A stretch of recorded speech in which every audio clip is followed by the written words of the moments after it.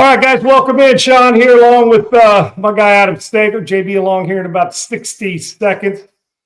It's a Monday filled with all stuff, and boy, it's a week filled with all kinds of stuff, and we got tons to cover, and which we haven't covered much the last few days, Segs, the last few shows before we get to JB. And it's great to have Triple E along as well, and Laura behind the scenes, and she's really in front of the scenes because it makes it happen.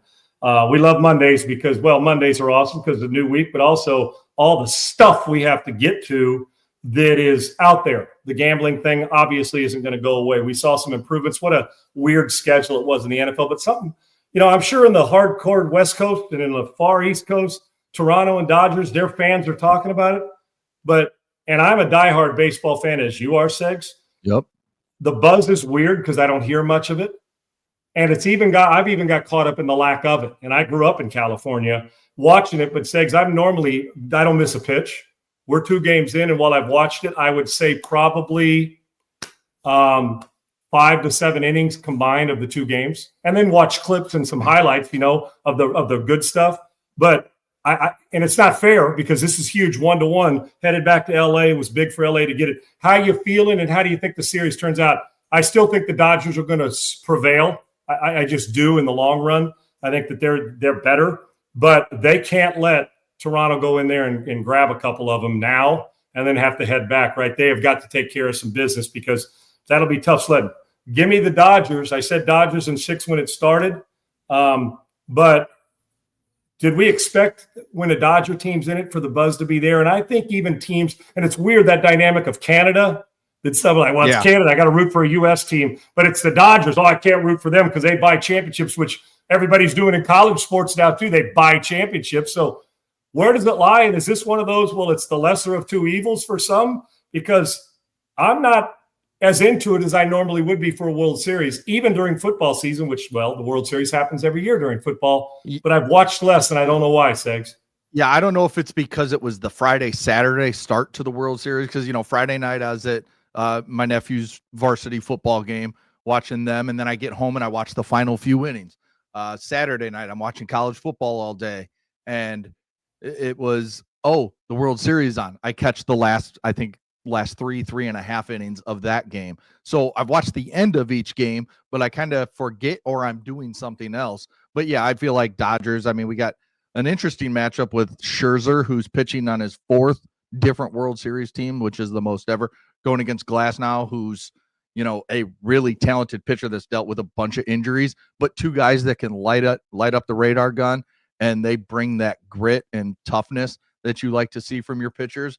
So it'll be interesting, but yeah, I'm with you. I like the Dodgers. If, race to 3 now. Now it's basically a first to 3 wins, and I like the Dodgers in that situation. And I can tell you this, the coolest thing about it is I like when a guy goes out there, pitches his ass off, and decides, let me clean this dugout up after to make sure. Dude, he kicked Yamamoto kicked right into my OCD, brother. I'm just telling you, he kicked right because I am the guy like, man, this sunflower seed sitting down here. Somebody, or there's like the old school. Remember the old school white funnel cups, like you drink them. The guys would throw them on the ground. They'd miss the trash can. I'm the guy who, not because I want somebody to pat me on the back. It's more for I can't look at that. So the OCD, I'm sitting here, ball game, pitches his ass off, and then all of a sudden he's cleaning dugouts up after. I'm thinking, dude, I feel you because that's that. Or like a bat will be like twisted or hanging off and not on the rack right. I'm the guy that says, put that thing on the rack right. That's your Sean, OCD. Yes. Oh, dude, you have zero idea. Well, I'm thinking, what am I more pleased with? The baseball game and the way he pitched, or the fact that this dude's doing what I would do? Why don't you start raking the dugout? Because I think I'd do the same thing, like people used to rake shag carpet in the 70s. So it was one of those, like, I love this dude, but he also pitched well. Give me the Dodgers still in 6. And maybe this week it'll get me back into it because it's during the week games and we play game 3 tonight. Triple E and Segs, we'll get right back with you. Let me fire our favorite 5, Fire for 5 with JB, as we do every week. He does his own show you get him The Real Coach. It's at The Real Coach _JB. The Coach JB show every morning. You get that fire, and we bring it here too with him. Hell, we'd have him on even more, but he got a lot going on, as we all do, and we don't want to ball hog all this time, but we are going to ball hog it on a Monday. JB, let me start here, man. Who's the biggest joke in the NFL? Well, first off, good morning to you, brother. You're not betting with Michael Corleone at your poker table, are you, brother? Getting involved with the Gambino family with your homies over the weekends, are you? You're keeping those guys on outside the dry cleaner business that I know are running on the side too. So I want to make sure. What was that? Huh? How's that? Is that you talk about the eye of the sky don't lie? You don't have one hanging from your chandelier and counting cards and doing all that, JB. You've kept the Gambino and Lucchese family out of your poker table, right? Please tell me. I don't want to have to. I told you I ain't coming looking for you. If somebody tells you to grab a shovel and tell you where to not tell anybody where you're going, I don't need to come find you, dude. You're my friend. Don't do that.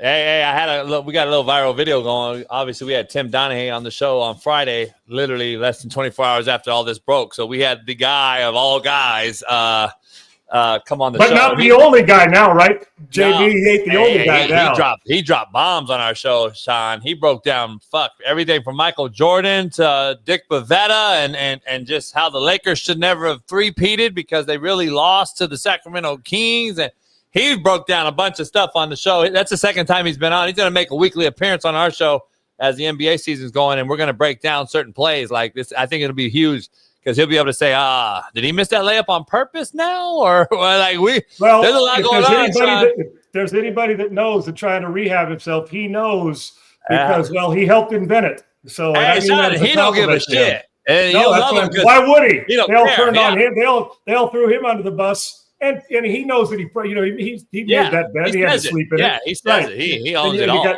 You own it, and then I would say now you're trying to. And he brought up. Now Ohtani. You can tell the story. There you go. Well, brought up Ohtani too. Just like we know some names in the NBA that if they were involved, you're never going to know about for obvious reasons. But here's the problem: when feds get involved and the mafia is involved, they don't care about your superstar treatment if that's what was the intention. Now Antonio Gates. Now you're seeing all this come out, and he said on the show, he said, "Man, just wait. This is just the beginning of the ice. This is the tip of the iceberg. It's about to get ugly for all sports." Oh, and we said, JB, and I don't know if you and I talked about it, Segs and I had said also last week that when it happened, I said, it's going to get far worse before it gets better. These are just the initial names up front.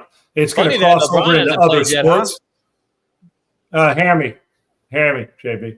It's funny that he started off the season when all this was coming down. It's funny that Adam Silver was on McAfee 2 days prior and talking gambling, and Shams said he knew about it the day before it happened. Its chronological order has kind of been real coincidental, I guess we'll say.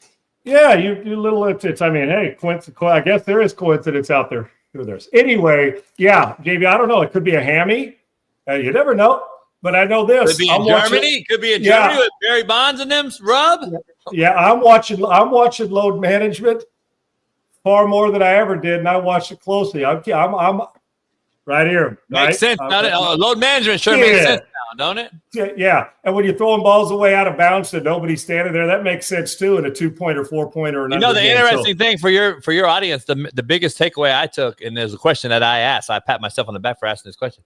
Is there going to be a class action lawsuit for you and I that bet on all these different apps, DraftKings, FanDuel, all these different things? I bet and if I got screwed on a bet and it's because of this, is there a class action lawsuit coming down the pipe? Well, tell me at times you haven't asked you, how did I get f***ed over on that? There's no way. He said, absolutely there is. Yes, of course. And then you sit there saying, because I was always the glass half full in the good way thinking, I know it exists, but the people aren't this stupid to get involved to make this kind of money. And you know what? Vegas they are stupid. Accurate? How's Vegas so dead on accurate with these lines?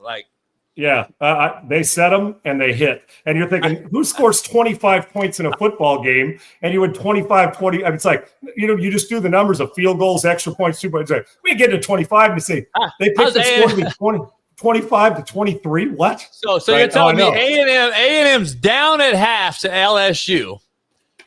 Not only do they just blow them out, cover the number, and then they get fired. The guy gets fired, and that's all on a betting slip in Vegas, by the way. If you notice, somebody hit $1 million bet on that.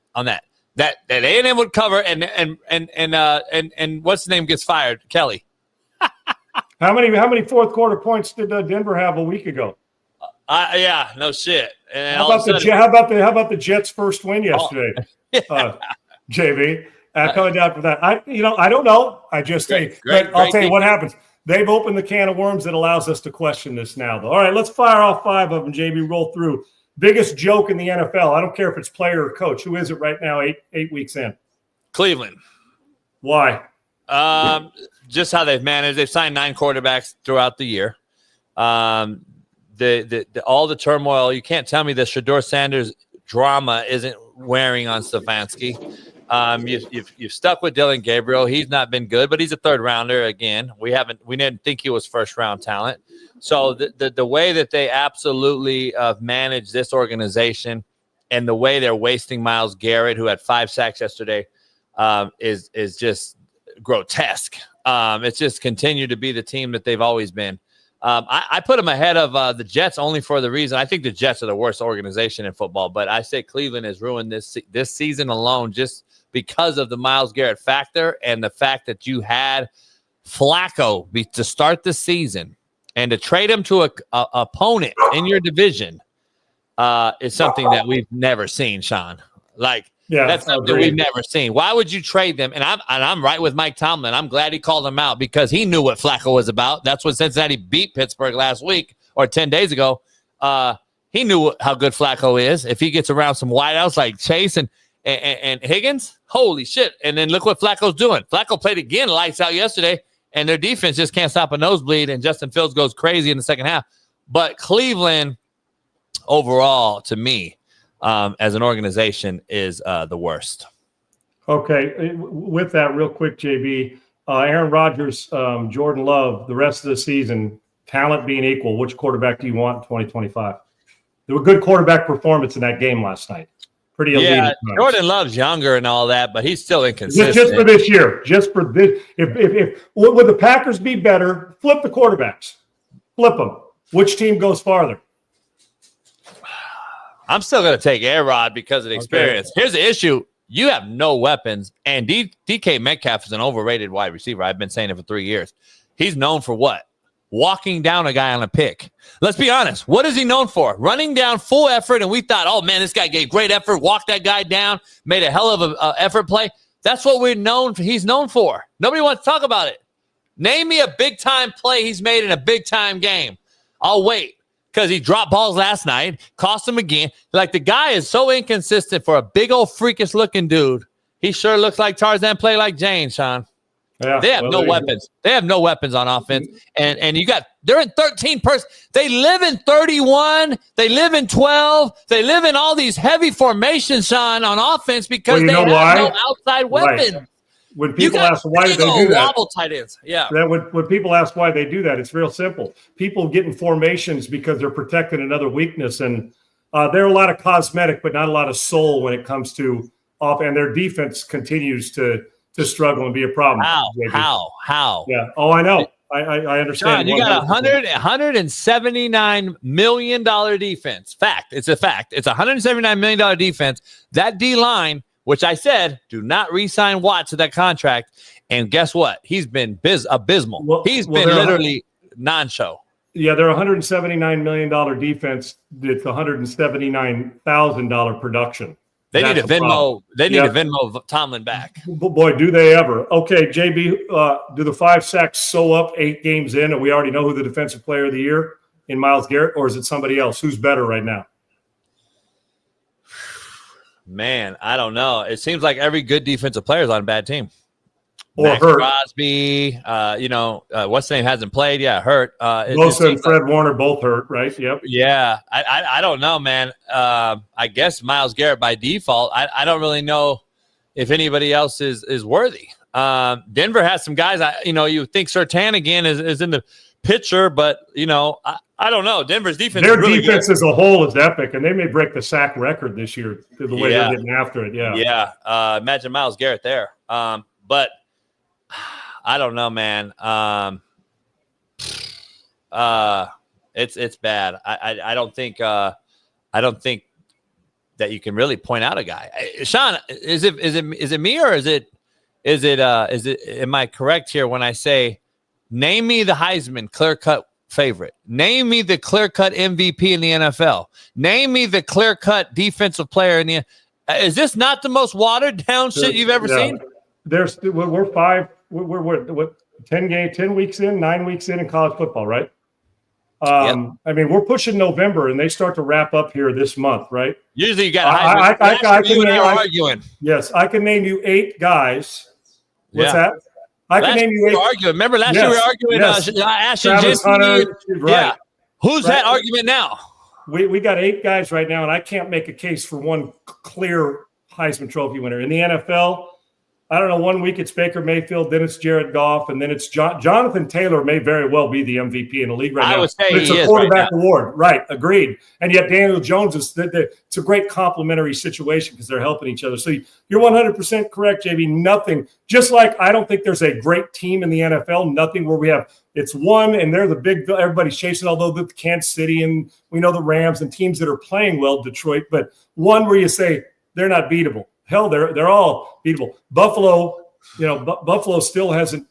We're still waiting for them to dominate a great team, but we still believe in them. Cook's playing great football too. Isaiah Place in the chat. He's on my show as well. He comes over, so he's a good dude. He's delusional though. You're a delusional Green Bay fan. Stop. Micah Parsons hasn't even played enough snaps to even be considered a defensive player of the year number 1. He's not ahead of Myles Garrett. Yeah. And Jordan Love, we've seen the inconsistencies, Isaiah. What the hell are you talking about? That's why I said that. But anyway, Sean, you and I before you keep going on the last few numbers you got, you and I picked baseball winners before the season, and I bet a futures bet on the Dodgers. Yep. I'm how much? If you bet that futures bet, JB, let me ask you. Please, Lord. Did you get what kind of odds did you get, or did you change it up in the middle of the season when they started the win, or later when they went through the streak? If you picked them at how much money? I mean, you're not getting great odds because they were the overwhelming favorite, right? Yeah. When you and I started the show back, February. Yeah. Damn, the year goes by quick. I know it's crazy. I took them then, and it was like what, 280 or whatever. I don't know. It was something like that. Yeah, right. And I put $1,000 on it, so I haven't changed anything. So it's not going to be a huge payout. But still, you never go broke taking a profit, brother. That's a good thing. Nah, and I think they're gonna win in 5. You got them in 5. I have them in 6. So good on you. I hope that pays off. If you added Toronto scares me though. Toronto's bats are scary though. They are, and if they get rolling, dude, they do it in bunches as well. All right, JB, let's move to. What's the trade deadline going to bring for anybody? Who's the biggest mover at trade deadline day? If you're talking about a futures bet and I give you $10,000, you had to put it on right now. Who's $10,000 on any player in the league that's moving, and who will it be? The only reason I say A.J. Brown won't move for the Eagles, but I think the Eagles will make a move before the deadline because they're 6-2. The division's shit. The Cowboys choke again. The Commanders got Chiefs tonight. No Jaden Daniels. They're struggling. The Giants just lost Scatterboo, and their team probably got Dayball fired. I mean, this team's bad. So I think the Eagles are going to put the pedal on the metal like they always do. They're going to make a big trade at the deadline.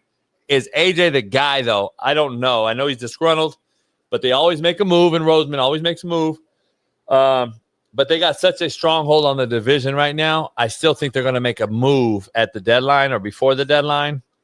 But I wouldn't be surprised if the Cowboys tried to get a Max Crosby, tried to get somebody to make some sort of change and make a push, because right now Jerry Jones looks very bad with his comments about their defense is still okay.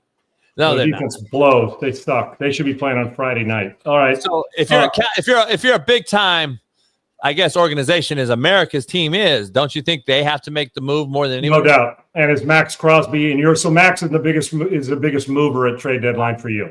I think so. Yeah. Possibly AJ Brown. All right. Texans yesterday looked like a team. The week before they looked like they were putrid. Who are they? Do you really believe they're a playoff team? Not with the Colts playing as good as they are, and the Jacksonville Jags can still beat you because of that defense. I don't know if they are right now because they're not getting 3 in that division. Like they're not the AFC West. They're not gonna get 3 because right now I got the AFC West getting 3 in. You got the AFC East now in New England possibly getting 2 in. That's 5. Now you got the Colts. You know they're going to get a lock. There's 6 teams right there. You only got one more, Sean. Who is it? Is it the Texans? Is it like there's another, who is it? I don't know. It's got to be one out of the North, though, right? Got to get the Steelers or possibly, I think the Ravens are cooked. Cincinnati and Cleveland's cooked. So possibly the Steelers are your 7th. The Texans are looking outside in right now. Yeah, they're going to have to play great the last. That's why a fast start. When people say, "Oh, it only matters what happens late," you and I both know that ain't the case. All right, JB, finally, and I'll let you go, brother. I appreciate it. Great stuff as always. What's the best college job available? You got LSU, Penn State, Florida. Who am I leaving out? UCLA, Oklahoma State, Arkansas. Oklahoma State, Arkansas. I mean, goddamn, we've never seen this many. Never seen this many before November. Right. So what's the best? Forget who, Lane Kiffin's obviously, John Gruden been talked about at some of these. What's the best job? You're a coach. Put yourself in it. Where would you go? Florida. Why? The state. You could throw a rock outside the facility and grab 1,000 5-stars. Here's the issue. If you wanted to does location mean anything to coaches, JB? Like for instance, so would you rather live in Baton Rouge or Florida? I mean, does where you have to live matter? Yeah. Nowadays, have you ever heard of a guy turning down SC or UCLA? No. Regardless of how heavy the state is inundated with pro teams, too. So the debate I've been having on my show with Sean King and Weddle and all these different guys is, well, Florida has the Miami Hurricanes, they have the Miami Dolphins, they have the Bucks, they have the Jags, they have the hockey team that wins, they have all these teams in Florida. Yeah, no shit. And that's what people with like Sean and I who have egos, because coaches have egos, we want to go there. That's why we go to LA to battle the Dodgers and the Lakers and the Kings. Absolutely. And what are you talking about? Plus, the weather's pretty damn good. The women are pretty sexy. The food's pretty damn good. And there's no taxes. Yeah. So guess what? Makes a little sense. Florida. And just a pure football job, is it LSU or Florida? Because Ole Miss probably not in the pure football job, or Penn State. Which one's the best pure? And real quick, JB, to validate what you're saying, when I was at SC in 81, Marcus won the Heisman. The Dodgers were in a world, I think it was 81 that they won, but the Dodgers were dominating, playing great baseball. The Lakers were Showtime. UCLA they had Donnie Rogers and Kenny Easley. I mean, damn good. So, and the Angels were pretty friggin' good too. So, but we wanted you we were good. At one point, we were the number 1 team in the country halfway through that year or whatever. So Marcus is running for 200 yards a game, first back to ever run for 2,000 yards in college football. And you're damn right, we wanted, and when you walked into a Raider game, as the Raiders had moved to LA, you wanted people, or go to a Laker game, people, they said, yeah, and there's no doubt. So there's no doubt the pride comes in and say, yeah, I'm a freshman on USC's campus and we're rolling. And guess what? People, you walk into Dodger Stadium, it was kind of cool as an 18, 19-year-old. So coaches think the same thing. All right. On a macro scale, just on football related, which is on a macro scale, the reason I say Florida still is because it's like it's like the USC factor.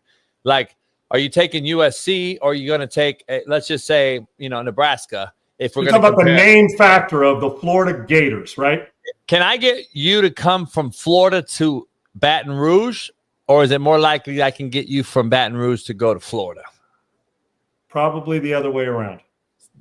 My point is, I got more talent in Florida because we're a bigger state. Now, Louisiana per capita could argue there's one of the most. They have the most talents in the country. They're loaded, there's no doubt. Yeah. But as a smaller scale, Florida has more numbers. So guess what? And it's got everything else you want in Florida. I think it's easier to get you to go to Florida. Ask Urban Meyer. And if you get a guy like an Urban Meyer or a Nick Saban to go to a place like that, that's why I believe Lane Kiffin will still be the Florida head coach. I think it fits him the best. He loves Florida. He loves boats. He loves yachts. He loves the water. All that stuff makes more sense to me. But A.J. McCarron on my show every week has said there's only 2 jobs Lane will leave for, and that is Bama and LSU. So it's very interesting. My gut, knowing Lane personally, very well. I think he goes to Florida. I think he's the Gator. That's my personal gut opinion. I think Dan Lanning goes to LSU. And I think which leaves a great Oregon job that's got a lot of money and resources. And you were talking about Florida. Florida can buy in bulk. LSU buys smaller. I'm talking about with the players, but boy, when you get them, the LSU's got them. But there's just more to choose from in Florida. I get it. Dan Lanning leaves to LSU. Now there's a great Oregon opening. Would a guy like Urban Meyer want that gig? You got four coaches at LSU prior to Brian Kelly that all won natties. Saban, Les Miles, and Orgeron. And Brian Kelly was the fourth coach in succession, and he did not win it. He could not get it done. He didn't win an SEC title, and he didn't win a natty. All three of those other guys won a SEC title and a natty. Orgeron went 41-9. So the problem is, do you want to take on that, or do you want to go to Florida where you remove from Urban Meyer winning a couple in a row there, but it's been some years now? Well, you're not the guy after the guy, right? You're not. It's close. It's too closely. Like I said, look at what Kalen DeBoer is doing right now. If he's able to go and win it, that's impressive because after all the flack, that's hard to do in a 2-year span, right? So interesting stuff. Yeah. There you go. JB, great stuff, brother. We'll do it again next week. And again, it's at the real coach _JB. And you got the Coach JB show 5 days a week. And you'll never miss on hardcore opinion and insight. And I love it. Good stuff, brother. Let me know if somebody invites you to get their dry cleaning done for them and you're headed over there. I'll make sure I keep an eye out for you and send help. Okay. Be careful. All right. Be careful. Yeah. Yeah. Yeah. There you go. Love you, brother. Thanks. Let's bring Segs back in. Segs, you heard JB talk about the best job, which kind of let's tie this into the Brian Kelly stuff. I thought the Brian Kelly mix, Segs, was weird from the get-go.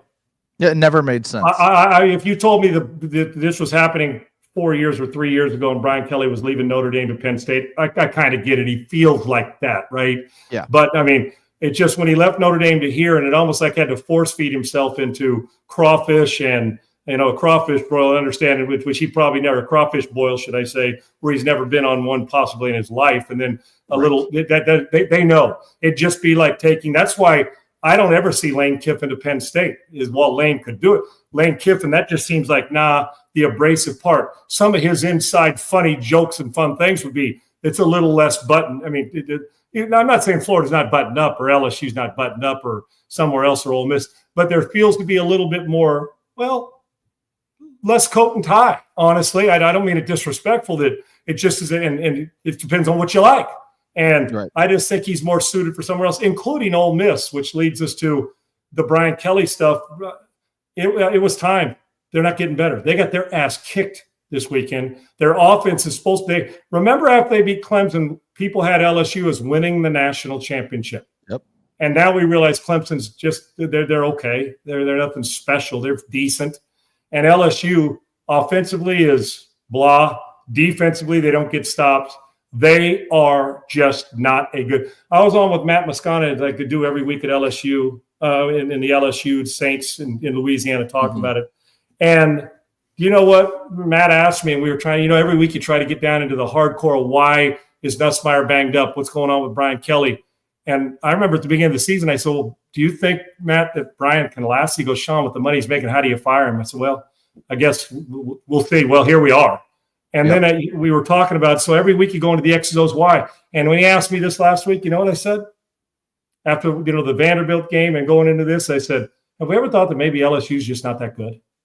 We just assume they're good. And the truth of the matter is, talent's good. The parts are pretty good. They've got some decent players. But in truth, they are an average football program right now, meaning the sum is not real good for whatever reason.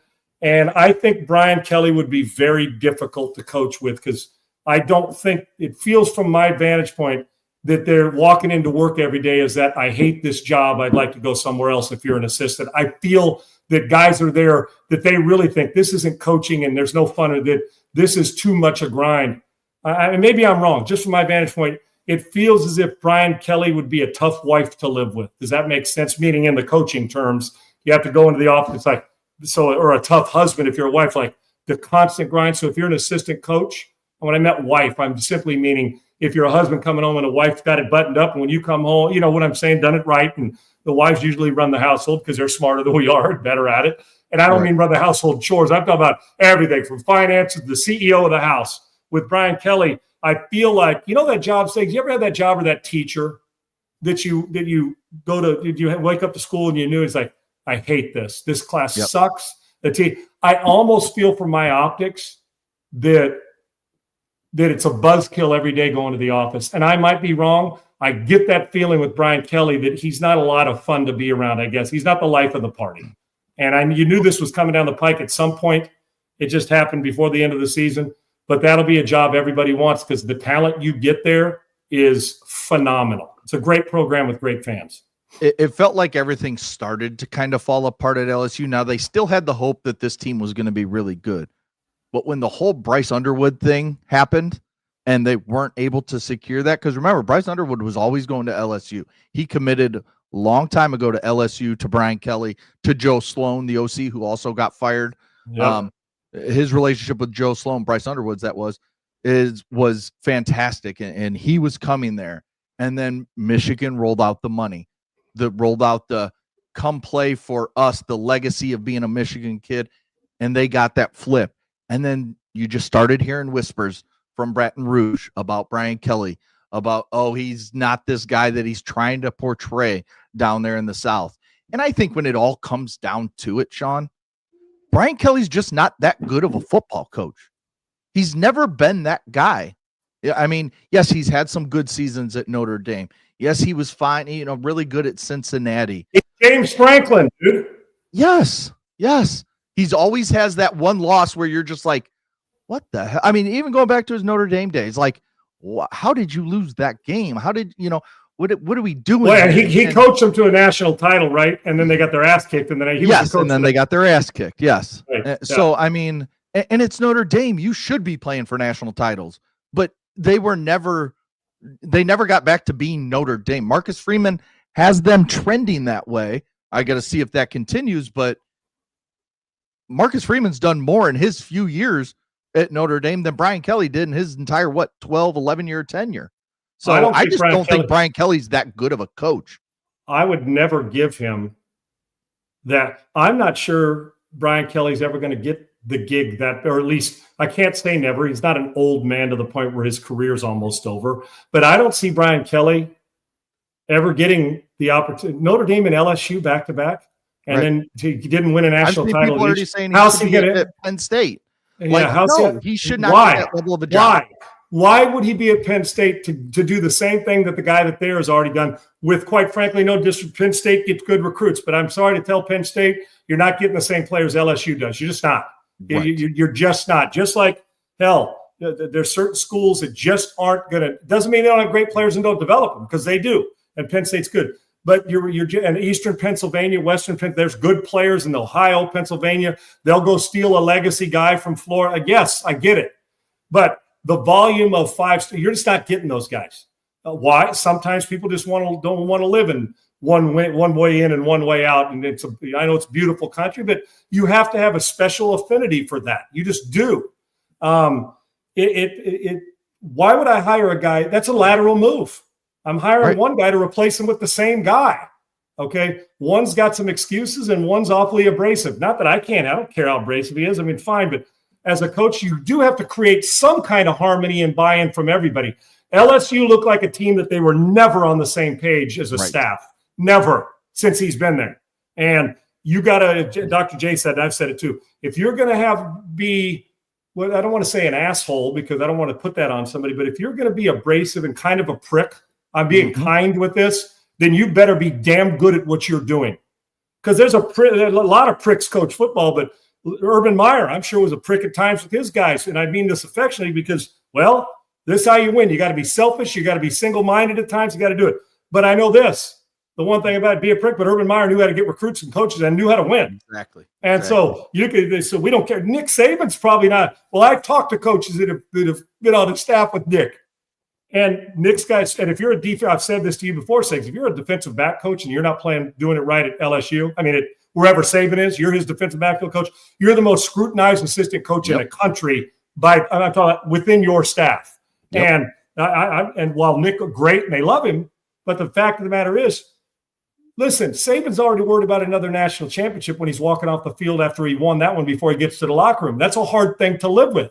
It just is the grind that goes with it. But you know why he's the greatest? Because no matter what the coach was or who his assistant was, they still won. They still got buy-in from whoever was, and those guys that learned behind it said, oh, this is the way you do it. And he toughened people up. He toughened Kiffin up. He toughened Sark up. He's done that with a lot of coaches and taught them a different way, and it's paid off. So I don't think people are going to walk away from LSU saying, man, I learned the greatest thing in my life because Brian Kelly, I was his assistant coach. And if you don't have some kind of peace and harmony, you don't have to kiss each other's ass, but you can't be afraid to disagree with your head coach, because if you are, doesn't it look like a team full of hell, treading lightly? I don't even know what we're going to do on game day. And a quarterback, quite frankly, who I love, Nussmeier, has played like that this year. Yes. Even though he gets chewed out, he's played like a guy. I know he's better than this, and he's played like a guy who knows that every mistake he is not going to have. That it'll be Brian Kelly, it'll be, I confess, it's that guy's problem, right? And here we are. And now, and I don't feel sorry for somebody who's making all that money, but that's a self-made bed there, buddy. That's why. And LSU's a great gig to go get if you're an assistant coach. Let's remember, Brian Kelly left another head Notre coach looking Dame. for that job. Right. Yeah. Right. Brian Kelly left Notre Dame to go to LSU. It's not like he was fired from Notre Dame and then got the LSU job. He left Notre Dame to go to LSU. And there's not many people that would do that. And we're hearing Marcus Freeman's name come up with all these jobs opening. Now, would he leave? I have no idea. Why would you leave Notre Dame to go to Penn State? Why would you? Exactly. Now, I get you want to go to Florida. You like Florida. Why Notre Dame? There's a few jobs. I don't mean to interrupt you, Sakes, about this, but you just said it. And I went about it and getting recruited by Notre Dame, but also people that have been both. Ty Willingham, who was my running back coach in Minnesota when Ty got that gig, and talking to goal people who've played there and people I've played against and watching, and just listen. It's the most historic program in college football history. We know that, right? It's Notre Dame. It's the Fighting Irish. Exactly. And if that's, I've always wondered this. Now I know money's different. Say it's like the player now. You say, why would a guy who's from that part of the country leave and go to Michigan, the quarterback? Well, 12 million reasons why. He doesn't know anybody there but money. So we no longer know if legacy or what matters other than money and starting as a freshman, what have you. I don't even know where we start with all those branches of what keeps the guy there, what gets a guy to go there. But if you follow the money trail, that's usually a good place to start, right, Sigs? But if you get a job, there's a few jobs you say, why would you leave? Especially if it's within $1 million. I mean, is Penn State really going to offer a guy like Freeman $40 million more than Notre Dame? Now, Notre Dame probably comes in a little lighter than some because they can. They can. Their steakhouse could charge more because Notre Dame's an elite steakhouse, and you're going to go eat there no matter what. I get it. But if it's not just money, and maybe you don't like living in South Bend, but hell, it's a cozy, if you like the just where it's not hustle and bustle, that's kind of a fun, just good place, but it's Notre Dame. Why would you leave Notre Dame to go anywhere else? Unless it was you wanted warm weather in the fall. I don't know why you'd leave, but if Notre Dame, there's a few jobs, and like if you're the Laker head coach or the Celtic head coach, don't you got to be fired before you leave, Segs? Yes. You know what I'm saying? Or post Michael Jordan with the, they're just certain jobs, right? If I'm the I don't know, give me the Chicago Blackhawks or the Detroit Red Wings. I'm just talking about the pure hockey and history. Right. I'm not leaving there unless the money's triple. I get, but just to go, because that's a job you got to fire me from before I'm leaving here. If we're doing a good job, I'm getting players, we win, the fan base, they're into it. And in the NFL, like if I'm the head coach of the Pittsburgh Steelers, Mike Tomlin, if they're doing it right, why would Andy Reid leave Kansas City? Right? You see what I'm saying? Unless it's for some big payday. Normally what happens is you get the job, you get somebody offers you a job, they pay you to keep up, and you don't have to leave. So I don't see why Freeman would leave. That's a step down. Not that Penn State's not a great program, but you ain't leaving Penn State. I mean, to go to Penn State for Notre Dame, are you? But that's just it. There's certain jobs you got to get fired from before I'd leave. And it appears that Notre Dame would seem like one of them. Why would he leave unless Florida says, dude, here's $12 million a year for 10 years, fully guaranteed, and you have carte blanche when it comes to NIL. That part I get, because the whole goal is what, Sigs? Win a national title. And he got there, but he didn't win one. So whatever that means. But it is Notre Dame, and that'd be a hard leave. But Brian Kelly, they probably fired him a few weeks too late, Sigs, to be honest with you. Well, let me ask you this. With all the crazy amount of schools that we have, if you're Brian Kelly or you're these schools and I'm Brian Kelly and I come to you. I'm the AD making these decisions. Yes. Is that what you're saying? Okay. Yes. Hey, Florida, I would like a job as the head coach. And you're Brian Kelly? Yeah, and I'm Brian Kelly. No, I'm sitting here and I'd say, well, good. I know you'd like a job, and I'd like to win Powerball and Mega Millions at the same time. So we appreciate your insight. Are you looking to be a quarterback coach? You want to be the head coach? Right. That's probably what I'd ask. I'd say, first off, we're not for you because number one is you don't have to fake an accent down here. You're a good coach. You're a good coach, but you're probably better headed up towards the Northwest, Midwest, where how you approach it is a norm. And I'm not saying that's now Penn State. I get that they'd at least visit it. But I'm still at Penn State. That's a lateral move for them. And at Florida, I'd say, no, we have bigger aspirations than just to get beat once in a while in big games. I'm not touching it. Right. So Penn State, you just hit on it. I'm coming to Penn State. Now, here's the deal. I would probably interview him because he just feels more like that. But he'd have to wow me because just like we'd say, well, why a coordinator can't leave from one to the other unless he's given the assistant as a lateral move. Right. Can't do it, right? I would say, what are we gaining at Penn State with Brian Kelly? Quite frankly, what you're gaining is assistant coaches and an abrasive staff that would probably – at least James Franklin felt like he had some energy and some fun. I mean, at that time, he did. And he recruits well. I would say, well, yeah, if we're going to hire him, you're going to be miserable away from football. Sundays or Saturdays are going to be your day off because you don't have to – you're playing at least and you're in the heat of battle. I would say, why make a lateral move? I'd rather hire Dan Lanning at Penn State. I'm not saying Dan's going there, but guys of names that are being mentioned, I'd rather hire him than I would Brian Kelly. Hell, I'd try to go steal a guy like Matt Campbell from Iowa State to go to Penn State before I'd hire Brian Kelly because I'm going to get to a certain point and we're just not going to win it. And I think a lot of that has to do with buy-in from his own staff and players. Okay, so then I'm going to throw out the 6 teams on the next tier. Tell me if any of these make sense, or should they be going for a younger, more energetic, a guy that understands has that high flying offense? Right? Yes. So Brian Kelly, does he fit any of these? Virginia Tech, UCLA, Arkansas, Oklahoma State, Stanford, Oregon State. All Power 4 schools. Oregon State being whatever they are, but. Start from the bottom up, Stegs. Start from the last one you mentioned and work our way up. Oregon State. Oregon State, yes, because you can hide him there, and he's a name brand value that if you win 9 games right now at Oregon State, you'll keep his job. Yes, because it's an upgrade. And Brian Kelly does know how to coach. So, yes, you get a guy who's coached at Notre Dame, Cincinnati, and LSU. That is an upgrade. Yes, I would interview him, but you got to know what you're getting. But he will be better for you than you've had. But would you rather have a younger guy? Okay, so I'm prepared. Yes. Yeah, like if that were the case. Yeah, there is absolutely a younger guy that's on the rise that we can get cheaper. Absolutely. Yes. Okay. Stanford. No, the only thing with that is he'd understand what Notre Dame and Stanford academics do. But I don't think Andrew Luck, as the general manager, wants to have to go to work every day wondering. He's trying to get out of that too. Who wants that daily grind? I just think Brian Kelly's abrasiveness is another. The Bill O'Brien. Look what I know. Bill got the job at the coordinator at Alabama and the head coach at Boston College. But those little things now become big things. And what do we say when we first say about Brian Kelly? Hasn't won that big one and just doesn't feel like a fit. You might want to interview him, but Stanford's not going to pay him the money he's used to get paying. Right. So he'd better to set out and take all that money is what he is better to do. Oklahoma State. No. Feels like it just kind of feels it's LSU mix. It's an LSU. It's an LSU. It's a square peg in a round hole. Like I said, he wouldn't know how to boil a potato and put some corn on the cob and crawfish. And I'm not saying that's it, but the personalities, I don't see him shaking hands and kissing babies the way they want an LSU and Oklahoma State guy. He doesn't fit the culture there. I would not do it. So is it the same for Arkansas?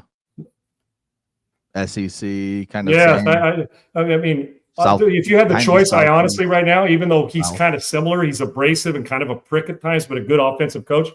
If we're getting out of offensive coaches, I can tell you right now, the guy they got there now is a far better offensive coach right now, even than Brian Kelly, who's been some guru.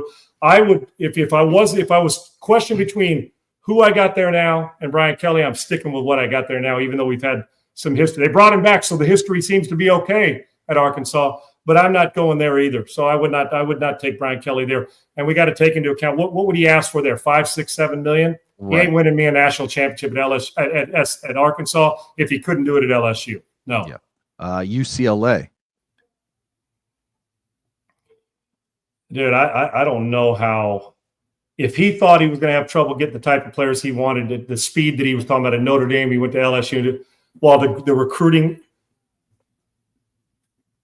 I think you probably as a recruit can see right through it. He's not going to get the NIL money he wants from them. Right. I think that the recruit can see right through the, hey, man, it's it. Brian Kelly's reputation is going to precede him here, and it's going to be tough to get. I guess, but I asked this, Siggs, what kind of upgrade am I getting? Now, UCLA is going to hire somebody, but I'm not – Brian Kelly doesn't understand West Coast recruiting. He just doesn't. He's not from there. And I'd like somebody that at least understands it. The best candidate, even though he wouldn't take it, I wouldn't think. If you want to see UCLA turn around right now, go over to the Fox studios and see if that guy will come out of retirement. But Urban's not coming back to fix anything. He's coming back to say, well, you could see him at Oregon if all of a sudden Dan Lanning left. And win that damn right. Damn right. He's not going to go where damn, other guys in town are the job. Now at SC, I could see Urban Meyer taking that if Lincoln left. So the truth of the matter is, Siggs, with all these, we're dropped down. Okay, pay a guy $6 million to get us 2 extra wins in Brian Kelly, but still it's not fun going to work every day. It's a little bit miserable. Or somebody who we can win the same amount of games, pay less, and people are happy and there's some buy-in in the building. I think Brian Kelly's going to have a hell of a time getting a Power 4 conference job unless 2 or 3 other guys leave and they feel like, okay, we got some panache and we'll go get him, right? I don't see it. For me, I would not hire him at any of the big 4 or 5 that are available. What about Virginia Tech? That's an interesting gig, Segs.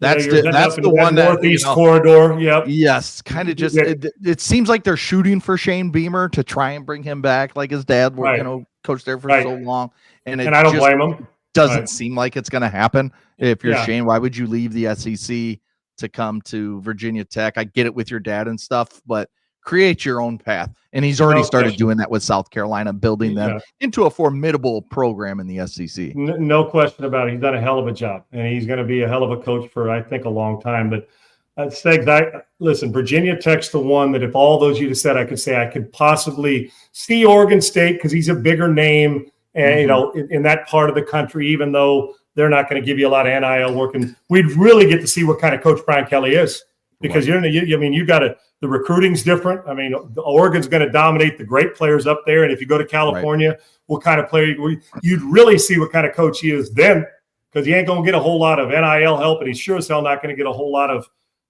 the 5-star recruits. So then you got a coach, right? The Virginia Tech thing's interesting because you say, okay, he has a name. He's coached in big games. He is a good football coach. Our offense has been pretty putrid. We need an upgrade. But once again, the question comes back to Segs, what's the building going to be like? Do you enhance the building, or is it because you know what will happen? If he goes in there and handles it like he's done, people start to they will flee. They will say, I ain't staying here for this. And they have enough battle in the recruiting and with where they're at to go get the players Clemson's getting or some other team in the ACC or SEC country. That's a Virginia Tech is a great place. Matter of fact, that's one of the toughest places to play when they're good. And you're not getting Frank Beamer anytime soon.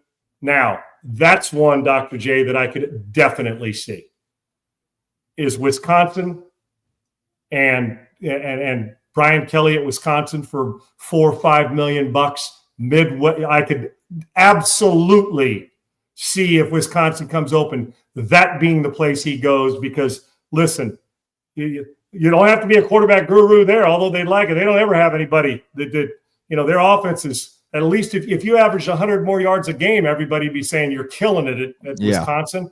So that I could see. But the other ones, if I'm the AD, I'm not touching him. By the way, Segs, this Scott Woodward, the AD who was at A&M that hired Jimbo and who hired Brian Kelly, when is he held accountable for this? He's given $150 million damn near away.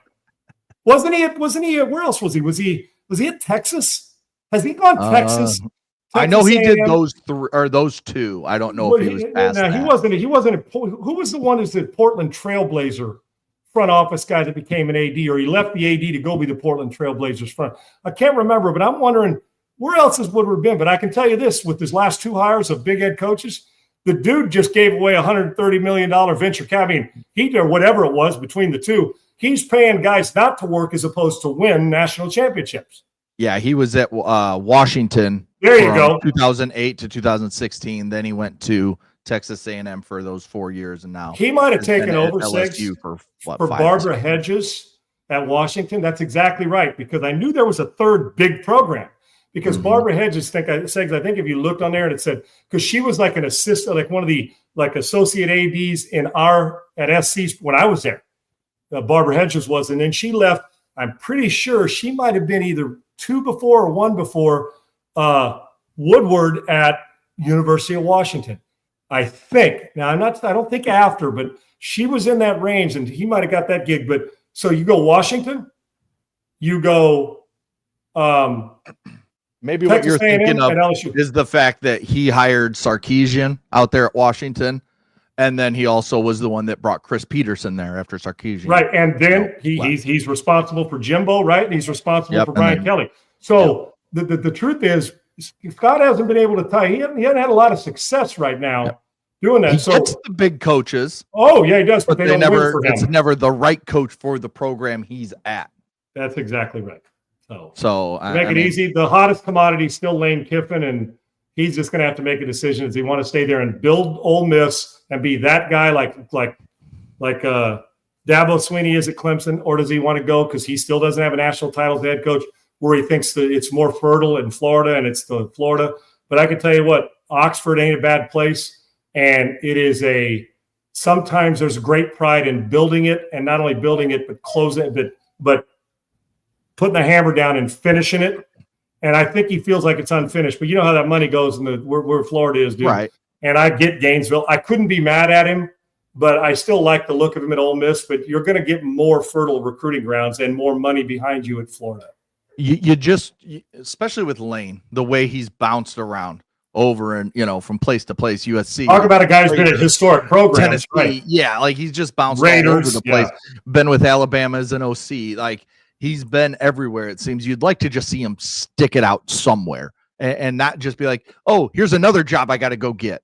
And that's kind of the thing with the kind of the knock with Lane. Right. Is he just kind of job hunts. Right. There's always the bigger name in the room kind of, but that's the way it's been. But don't you – and I don't know if it's going to mean anything, but there's a part of me that feels like Lane isn't looking as hard. Does that make sense? Now, I'll tell you what. You want to talk about a feather in the media is connecting him to everything. Right, the football world is connecting him instead of him searching out the Raiders like he did. And he said he was right. Said my dream job's Tennessee. Then he went to his dream job at USC. Right. I get it. And I love him. And we hear that all the time. Then it was his dream to be in the NFL at some point. Of course. And a dream to work with Dick Saban, and it's his dream to go get Ole Miss in the national championship. And I get it, but I love him. But there's a part of me now. If you'd asked this question 5, 6, 7, 8 years ago, easy answer. Gone. But there's a part of the maturity you see in him, the rest. Now, listen, some guy would do the job want to quit. Now, I don't know how anybody could be mad at him for going to Florida. I get it. But there's this sense of, and I don't know what it's going to mean, but there's this feeling, this sense of there's a little more. See, contentment isn't lazy. You can be content in your soul where you are in your life, but aspire for something more. And I'm curious where he is in that. I'm content, but damn, I want this show to be the best podcast in the country. I like what we're doing, but I want it to be big, but I don't want to go anywhere else. Does that make sense? So it's one of those things, and it's the same thing for him. I wonder if he's to the point where that also knowing the knock on him, if there is one that wants the bigger gig, if he's finally to the point said, no, you know what, this time I'm better than the University of Florida. My program is right now. Why would I leave? But fertile, more money to give to players, and it still is Florida. It's Spurrier. It's Urban Meyer. I get it. But maybe Lane's ego is right now where he says, you know what? I don't need those guys. They need more than me more than I need them. I'm going to do it right here at Ole Miss. I don't know, but I imagine if you're an Ole Miss fan, that's what you're hoping for. Yeah, and we're talking about these jobs, and we'll continue to talk about it throughout the week. But the 2 jobs I still see, I mean, Wisconsin, we just talked about with Luke Fickell. That should be done. I think I it will don't be see done how that after still the lasted. season. Agreed. They just run the course basically the rest of the season, and then he'll be out. The other job I brought up, Colorado, Dion, whatever it is, it's just not working. You tried with Shedeur and Travis Hunter, all the big celebrities, the big time coaches, Warren Sapp and all these guys coming in to coach. You got beat 53-7 by Utah, who is not a good football team this year. You had negative 18 yards at halftime. Like, it's not working. And I don't know what his buyout is. I don't know any of that right off the top of my head. But those two jobs should open. But the job I'm still keeping my eye on is that Clemson job. I still don't know what I don't think it's guaranteed that Dabo is coaching Clemson next season. So do you think, okay, let me ask you this with Dabo. You think he gets fired? Or I don't know. They'll never It fire was a him. mutual agreement. Yes, it'll be kind of like they were trying to do with Brian Kelly. Oh, we're just going to mutually agree to part ways here. Everybody knew he was getting fired you're getting in the fired. middle of the season. Okay, let me reverse this then. I still feel like I would maybe put it 40-60. Okay. The chance. Now let me reverse this. Let's do Dabo Swinney like we did Brian Kelly.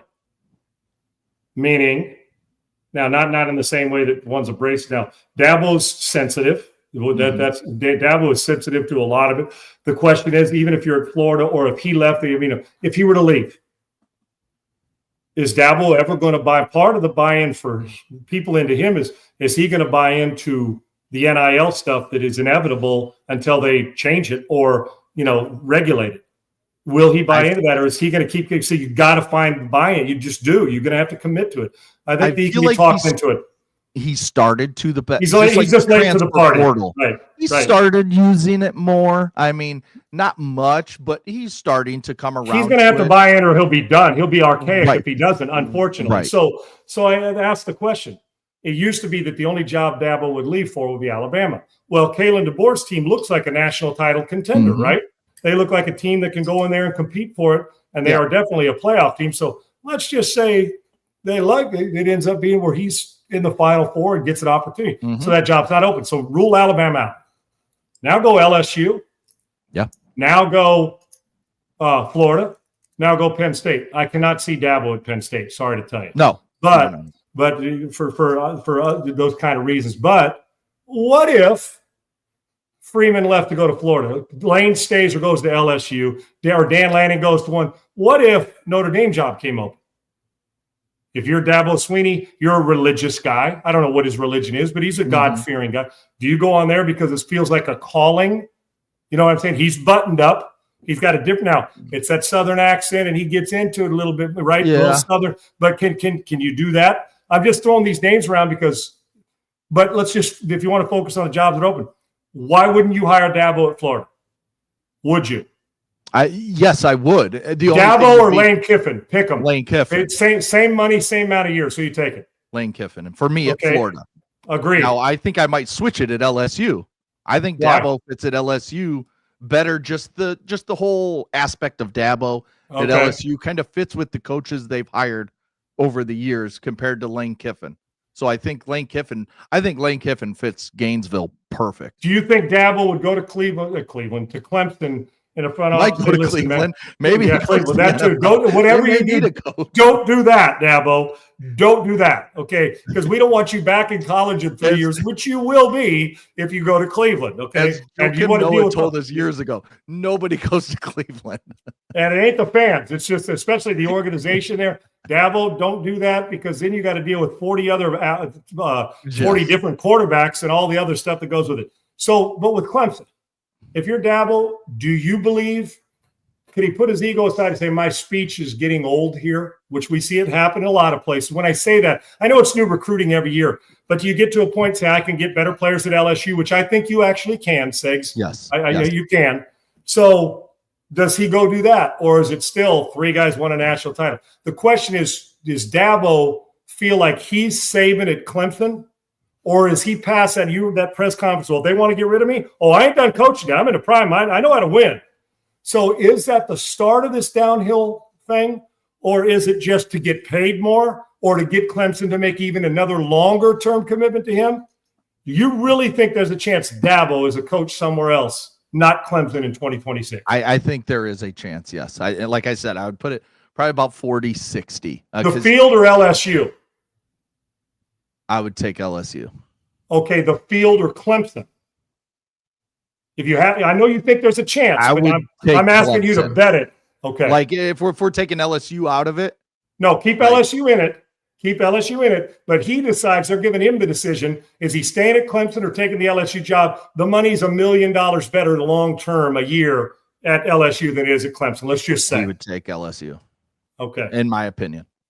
I think he's kind of ran the Clemson thing dry. And he's got to be. That's why I was asking about the speech, basically. Yeah, right? they're not good. They're still getting good players. They still got Cade Klubnik. They still got all these draft picks. I saw a mock draft today. Still 3 or 4 defensive players in that first round.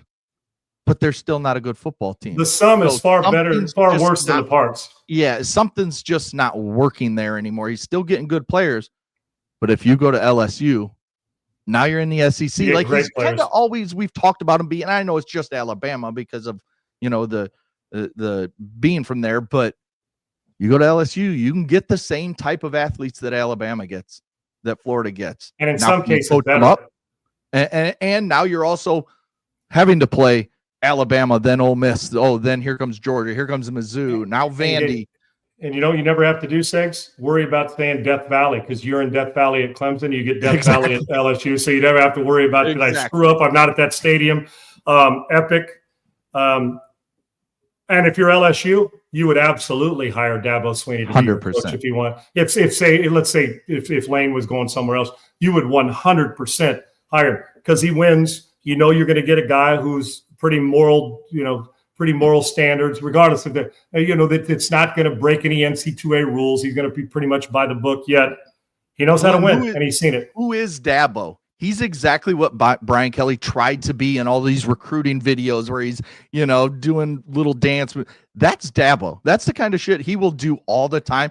But it's not forced. That's his style. Yes, that's him. Cheesy. He's got a little cheese in him. Yes, yeah. That's him. Yep. And that's what it felt like LSU tried to make Brian Kelly into, and that's not what he was. So it just never gelled there in Baton Rouge. I think Dabo would be the perfect fit for LSU. Brian Kelly feels like the grandpa who gives the kid to the mom when the diaper needs changed instead of changing it himself, right? This is below me, right?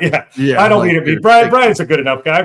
He's a good enough guy, but I'm not turning $100 million program over to him anymore. I'm just not doing it. Yes. Can't do it. Me neither. Yeah. Me neither. Yep. All right. Well, that'll do it for us today. But before we get out of here, our Kalshi prediction of the day. And we'll hit NFL hard tomorrow. Because we don't want to do 2 hours today for you guys' purposes, but the NFL, it's not dated because we got the, who are the Packers, and we got we talk about Myles Garrett performance in Cleveland and who the best team is in the Colts. And I think Jonathan Taylor can make a case that he is the MVP in the league right now, Segs, not just offensive MVP. Yes. So we have so much to hit, but this coaching, this Brian Kelly, that's what we do. We try to play the hits. And right now, this is big in college sports. And Segs, at some point this week, I want to talk to you about, have you ever noticed when we talk about coaches that when they leave for a job or they get the big money, we never question if they lose enthusiasm. But if a player goes and has a bad season, you know what we say? You paid him a long-term contract. You got comfortable. Have you ever noticed that coaches, they don't hold coaches that standard? That how do we know that Brian Kelly getting all that money just didn't get a little casual in his preparation? I don't know. How do we know? How did it fall off like that?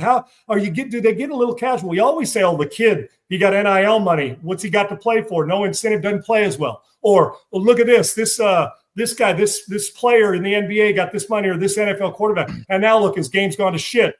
But have you ever noticed when it comes to coaches, it's almost like they're immune to criticism about getting comfortable and getting lazy and casual? I got news for you. It exists. We automatically think because they're a coach, they're tough and they're tough-minded and they don't get caught up in your ass. I got to believe, like everybody else, that a little bit of casual, lazy sets in. I made $100 million. What are they going to do? Fire me? They owe me $60 million bucks. I'm not saying in this case, but it does exist. And I wonder why we don't say that. Why don't we label that, he got a little too comfortable on coaches, but we do on players at every level. It's a conversation this week I want to have with you to see if you're on the same page as me, because it looks to me like some have just said, fuck it. I make $60 million. What are you going to do? Take my scholarship? Yeah. Damn right we're taking it.